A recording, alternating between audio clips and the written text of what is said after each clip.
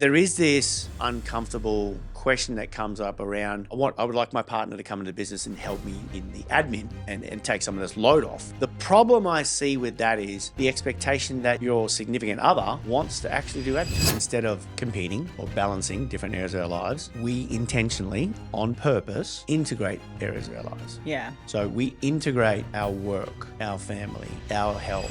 We always are doing things that are spontaneous because we have the freedom to do that because we can see what is in our calendars. Let's have this conversation about work-life balance. I think people get stuck on the language of what that is. Yeah. Like they say, oh, we need work-life balance. It's just shit. It's made up. Hey guys, welcome to the Painter's Circle, where we help painting business owners scale their operations, increase profitability, and gain more time freedom. I'm Taz Mullis, and in this podcast, I'll share actionable tips, expert strategies, and real-world insights that'll help you grow your painting business without burning you out. Ready to take your painting business to the next level?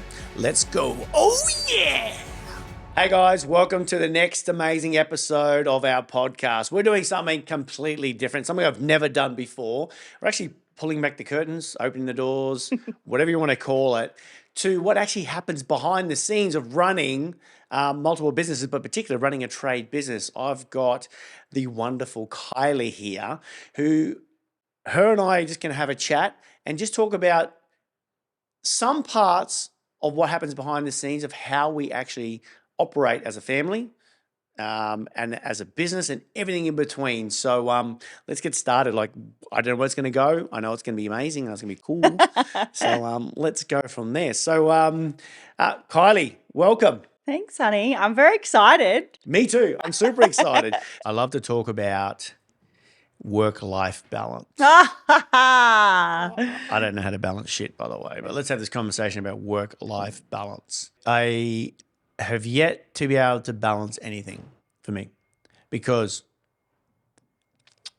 there's so many parts of our lives. We have our business life, family life, relationship life, financial life, and obviously we have a health, personal health, mental and physical health lives. That for me, the contradiction is balance means everything's equal. Yes. I don't know how to hold equal because if I'm focusing on business, something else is not being focused on. If I'm focusing on relationships, I'm dropping the ball somewhere else. Mm-hmm. So for me, I feel the myth of work-life balance creates so much tension because ultimately I'm competing with myself, different areas of my life. That's just my stance on work-life balance. I don't know how to get, but now that's not to say I don't work things out. I just feel by framing I need work-life balance frames that I'm out of balance. I don't think I'm out of balance. I think for me, I have seasons. So when I'm in the business season, I'm in the season of business. When I'm in the relationship and family season, I'm in that season. So I'm ability to switch and change. And I have this thing I call integration. I won't get into that right now. That's my stance. How about you, Kylie? What do you? I wish you would get into integration because that's my favorite topic. Okay. And I hear this all the time with women that I speak to. All the time it is, Kylie, how do you do it? How do you find work-life balance? It's fucking bullshit. Yep. There is no such thing as work-life balance. We're doing it every single day. Yep. We have the kids, we have the family life, we got things that happen all the time. We get things thrown at us all the time that we have to handle in real time as well. Yep. And it's not flat all the time. Yeah. It's not balanced. It's never balanced. Yeah. I think people get stuck on the language of what that is. Yeah. Like they say, oh, we need work-life balance. It's just shit. It's made up. Yeah. I think it's just a catchphrase that people take out of context. I've found what works better for me and for us is instead of competing or balancing different areas of our lives, we intentionally, on purpose, integrate areas of our lives. Yeah. So we integrate our work, our family, our health, our travel, our fitness goals, and all that into one thing. They have to serve each other. Mm-hmm. Otherwise, if they're not serving each other, they're competing against each other. And I think you just set yourself up to fail, personally. Yeah, maybe that's why we actually do have work-life balance. I guess some would call that what we have, work-life balance. If you look at it like that we're balanced because we have everything integrated. And maybe that's the outcome. It's not the process. Okay. Focusing on the process of I have to balance is the wrong end of the stick. Yeah. The outcome is by, I suppose, being clear, communicating, clear communication, Yeah. and more importantly, sharing the same vision of the overall life. We are able to make sure that the things that we're doing don't compete with each other. Do you think that's because we have always just done the thing instead of we talk about be, do, have, and I think because we're always just doing it. We don't. Do you think that's probably why we've managed to integrate our lives as much as what we have? Yeah. I'd go up a level and say we be it. Yeah. We are the people that integrate our lives in business. Like, funny story, whether it's funny or not. I've integrated my personal health into the business where I run meetings on a treadmill. We have a gym at home. I have an iPad set up, stand, lights and stuff. So I know I have meetings certain times of the day and they go for 1 or 2 hours. So I'll walk for 6 to 10 Ks while I'm having a meeting. So I'll make sure I integrate my health with work. I do that really well. Better I'm than not most. going to lie. I do get my nails done while in Zoom calls. So it's really thinking about what is the outcome that I need to achieve and how do I make them serve each other. Yeah. We have to travel for what we do, for work. But we make sure, great, if we are going to travel for work, then we're going to integrate family activities as well. We don't want to compete with each other, compete with our time. That's by choice. We've done that by choice. Like we choose to travel for work and we choose to have, because that's what our vision and our goal is that we want to see the world. We want to take our kids with us.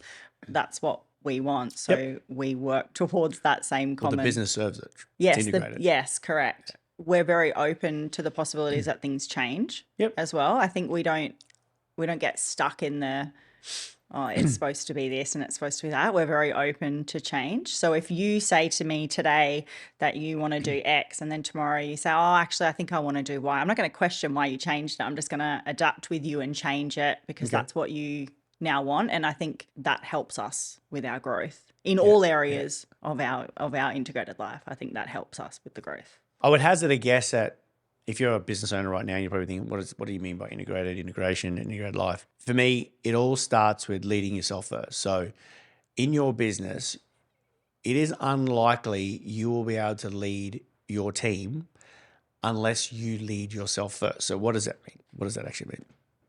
That means that you need to choose the goal or the vision for you and your business.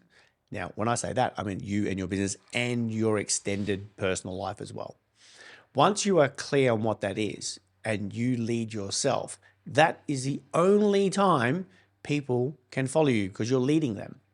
If you're unable to make a decision and, lack of a better description, call the shot, I like to call it the Michael Jordan effect, you got to call the shot. And you got to take the shot. It doesn't mean you get the shot. You may not get the shot. You may miss the shot, but it's irrelevant. You've got to call it and you've got to go for it. The beauty thing about business is you get to do it again and again and again and again, and you keep making a shot.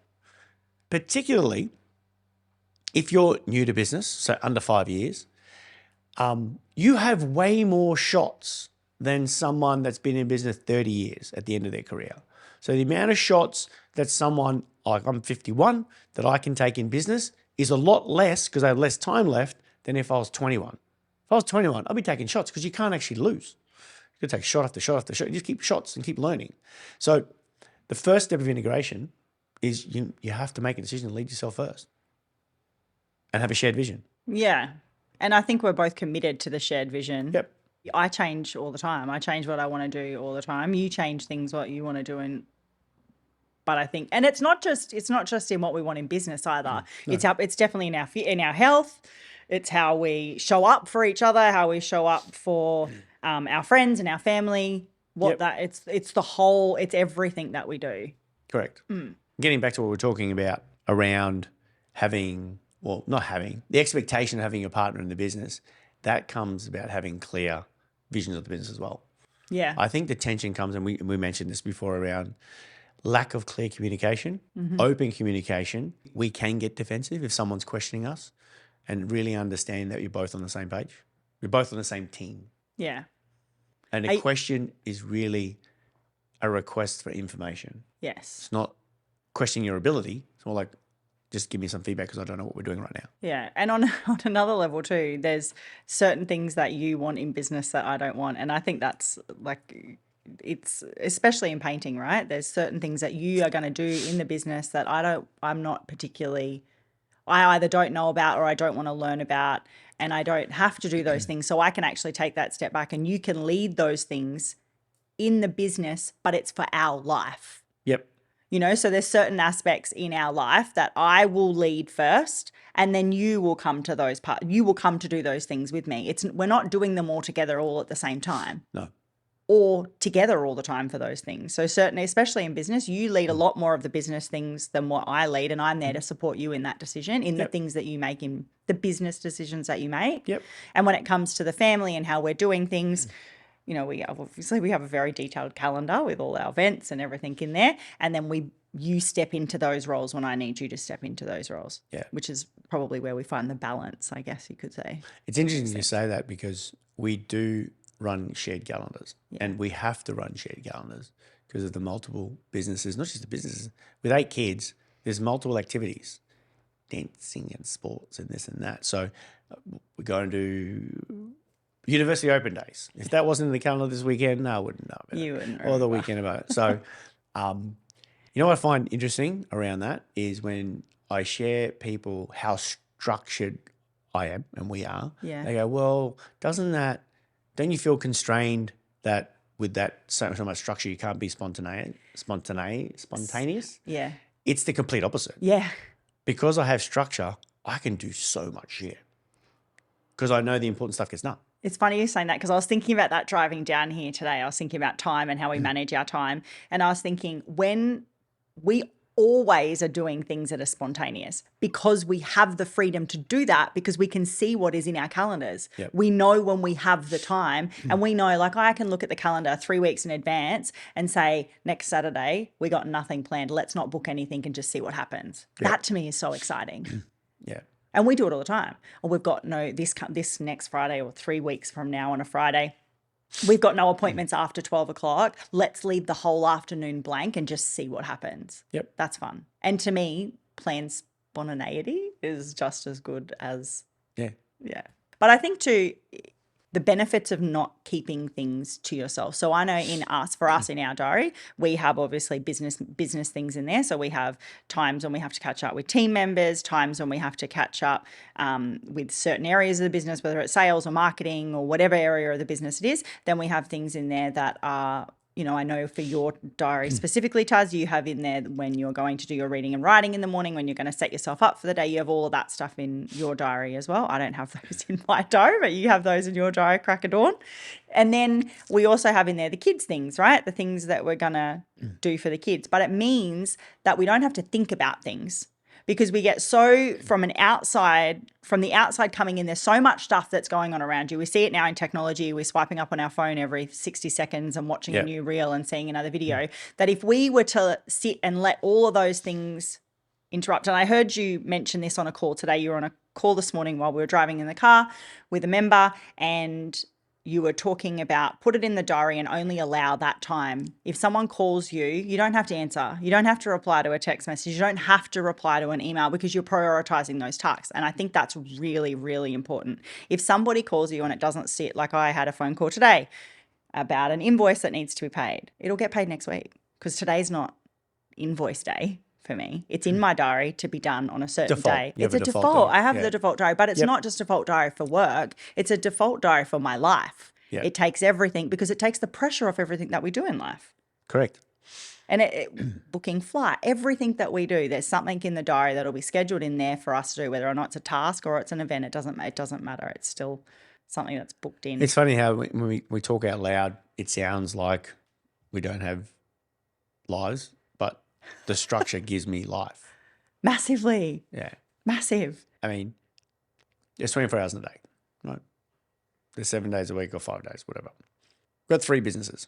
fully operational. 3 separate calendars that overlap and nothing clashes. And I have Wednesdays off, Fridays, every We morning. still have time for dinner. So it's the structure creates the freedom. The Massive. integration creates the space where you're not conflicting with each other. I think conflict comes from trying to balance stuff when you can't balance. Yeah. Because you're playing a game. Because balance, if I think about the word balance, balance assumes everything is equal and something's not excelling. This is going to be interesting. If you're an entrepreneur and business owner, it's unlikely you're not trying to excel at business because that's why you're doing it. Yeah.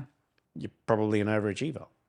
That's why you're doing it. That's probably why you're doing it. So if you're trying to go, well, I'm naturally, inherently wanting to excel at this thing, but I got to stop because I got to balance, that's conflict. And that's where you get this issue. And I think too, then you overthink.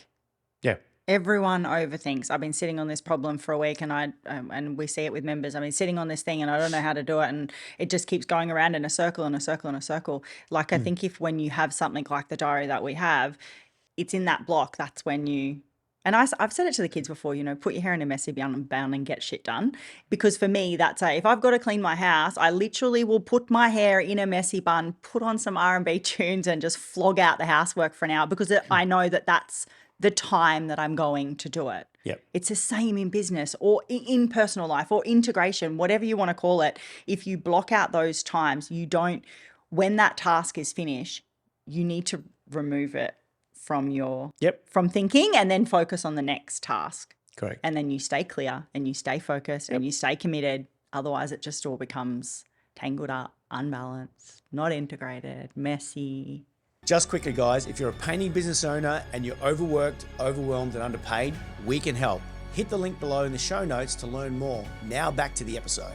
So I'll pick something that comes up a lot, and we hear about it from other clients and other amazing businesses that we talk to regularly, and that is probably around how do we operate the business, our personal lives, our family lives, and everything in between, and not kill each other, or not continually fighting and bickering and so forth. So I suppose I just want to open that dialogue. I'm not telling you to answer the question, but I just want to open that as a precursor to what we're going to dive to today. I think from anybody that's watching or listening or that doesn't know, we are a busy family, and yes, we have multiple businesses, and we have 8 kids, and we're constantly busy, and there's always birthdays and events and parties, etc. And without it sounding too, what's the word, like blasé, or we're committed. Yep. Firstly, that's huge, and communication is huge. Critical. Communication too. Yeah, communication. Yeah, critical. Yeah. I'm annoyingly clear. It depends, right? It depends. Ask a lot of questions. Depends. You do ask a lot of questions, but I don't think we would work without that. As in not just our personal life, but us in business as well, because we work together in business as well. Yep. I'm completely out of the painting business. I don't want to be in the painting business at all. It bores me. I'm not interested. I don't want to do admin. I don't want to do sales. I don't like anything to do with the painting business, and I know that you're okay with that. Correct. And I support you in everything that you do in the painting business, and you support me in everything that I do outside of the painting business. Yep. And we have painter coach and trading. We have lots of other things that we do together. And I think because we're so clear on what we want, we both have what we want our future to look like together. Yeah, big picture. Yeah, the big picture, that it's easier for us to go, okay, well, if this is what we want in the big picture, how do we get to those things? What's the steps that we're going to take to get there? Yeah, cool. Yeah, 100% get you there right there, because I think, and I didn't think we were going to go big picture, but it's good that we started at that point, because it's really, and I don't know if we did this intentionally, but this is the way we connected and the way we did it. We were very good at getting clear what we wanted. Yeah. And it's very important to be clear what you want, because if you're not clear in communicating to your business partner, significant other, whoever it may be, that's when you get unrealistic expectations, I suppose. And getting back to working in, let's say Q Paint, the painting business, having talked to hundreds and hundreds of painting business owners around the country for over a decade now, maybe more, there is this unsaid or uncomfortable question that comes up around my partner. I would like my partner to come into business and help me in the admin and take some of this load off. The problem I see with that is the expectation that your significant other wants to actually do admin. They may like working with children. Who knows? They might like selling cars. So that expectation is what creates, I feel, the tension. And I feel it comes from a position of, hey, honey, I need a bit of a hand. This could save us some money. If you do this, I do that. But it creates a false economy in the business. It creates a false economy that there's a job, there's a role in the business that needs to be performed, and you're bypassing the cost of that, and you're not paying the price for that position by getting someone to do it for free. And that creates tension on two fronts. One, the assumption that your partner wants to do it. Two, that the business is not actually paying for itself. So purely from a business perspective, for me, it's a wrong frame of thought. The business should be able to pay its own way. Yeah, because if say for example, I work for Q Paint and you pay me whatever 50, 60,000 a year to do that job. Yep. Plus I'm also doing the home duties. So I'm taking care of the kids, I'm doing the laundry, I'm cooking dinner, we're sharing those responsibilities as well. Does that mean that I'm only worth 50? Like from a female coming into that conversation, Okay. That's another one of the things that I hear women say, well, we're only going to pay me that amount. My thing is, why don't you just hire someone else to do that and take yourself out of it? Yeah. So that you don't have to do it. So therefore you don't feel like there's a value in your head for what it is going into the business. Yep. I think it also depends on if you want to do it. Yeah. I'm definitely not saying if your partner loves spreadsheets, admin, bookkeeping, tracking the numbers, they're not doing it because they're doing it to save money. They're doing it because they actually like doing the thing. Yeah. Very different schools of thought. So I think for me, the first question is, do they like doing that thing and do they want to do the thing? No different to any other person you would hire. Then you move to the next step. But I feel that there's lack of communication, that there's an expectation and assumption that both sides, by the way, sometimes the female says, well, maybe I should do that. And he doesn't want to say no because it was upset her. That can happen. That happens. Or the other way around, that he feels like she should help out because it's her business too, but not really asking her, does she want to do that? Yeah. Trick question for you. Oh, yeah. Sorry. Yeah. Seeing as that I am a trade business owner, and we have the painting coach and trade rep right as well, but I have I have Q Paint painting business. How difficult am I with everything around, like in general, having multiple businesses? How difficult? Is it difficult? Am I difficult? What are the difficulties? There's two ways I can answer this question. I know I'm annoying. Yeah, you're really annoying. That's irrelevant to business. Oh, really, really annoying because Ask too many questions. A lot of the time, you don't always give me an answer. You always ask a question. Always ask me more questions because you want to be very, very clear with and make sure that I understand that. Can you ask the question again? I suppose what I'm asking is, as obviously I'm the person driving the business. Yeah. What are the downsides, if any? Are we talking specifically about Q Paint? No, that you see in other trade businesses. That I see in other trade businesses. Look, it's really hard for me to relate because I'm very lucky. Okay. Well, and I say lucky as in, and I know I don't really like that word lucky because I think everyone works. Must be nice. Must be nice. Oh, I hate that.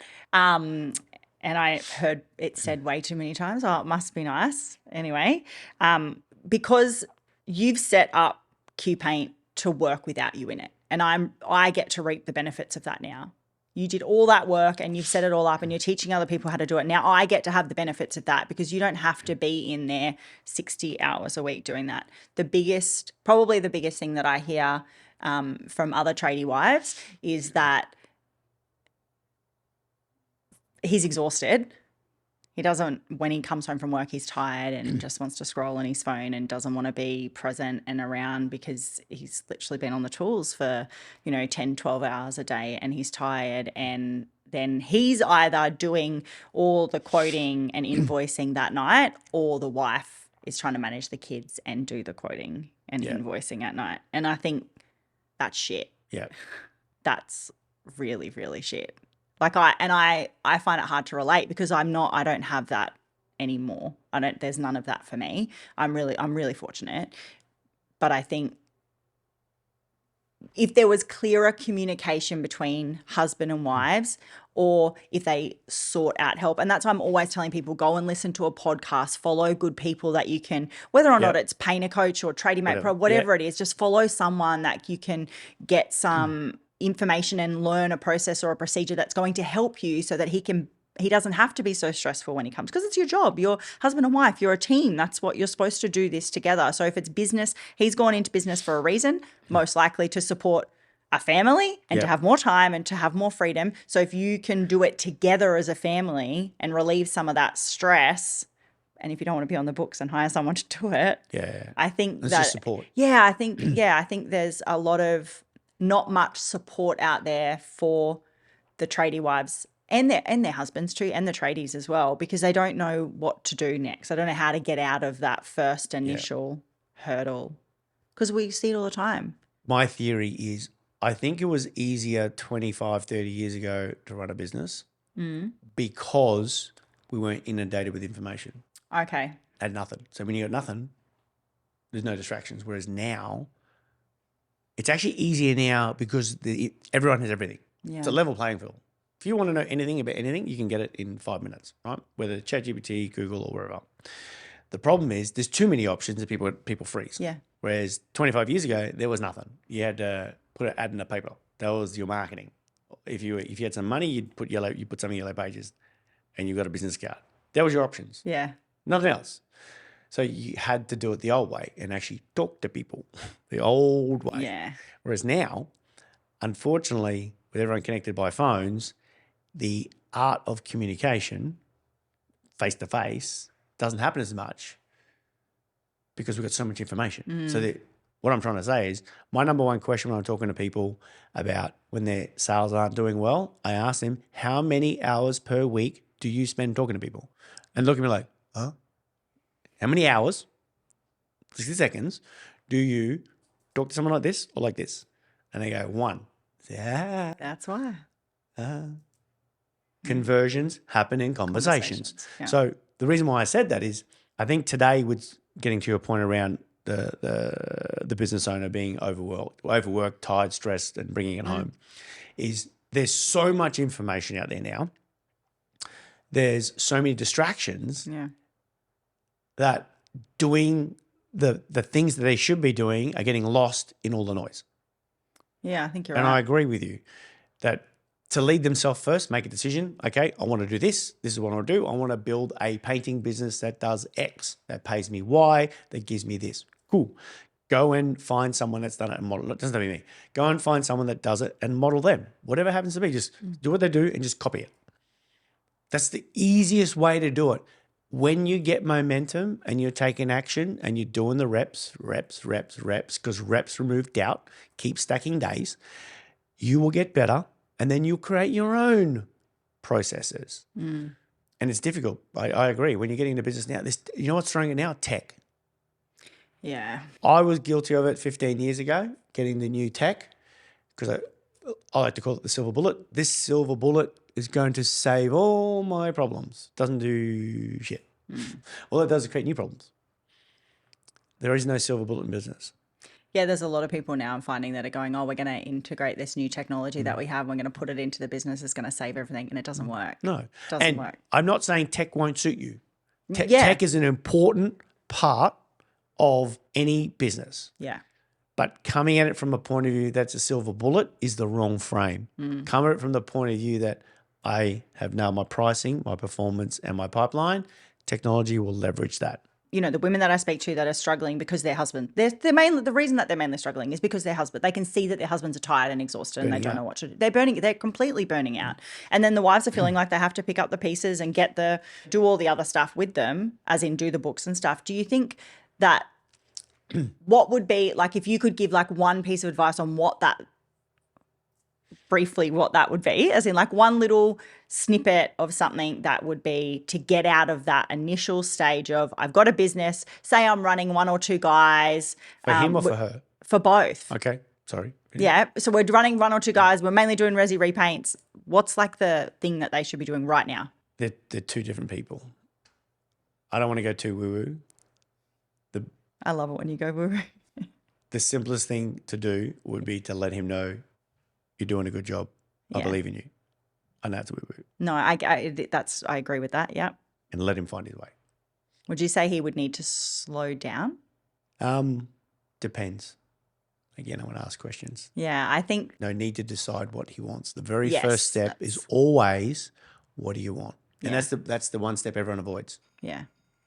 Which goes back to what he wants is what they want together. They can then come together as a unit, which takes us back to work-life balance. If they come together as a unit and decide unanimously what they want together and where the vision is, then they can grow from there together, which lowers the stress, which lowers because they're both coming at it from the same angle, right? Correct. Yeah.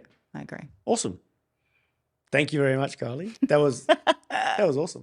We'll see. I like having chats. We'll see. Do you want me to tell a funny joke or something? Yeah, why not? No, I'm joking.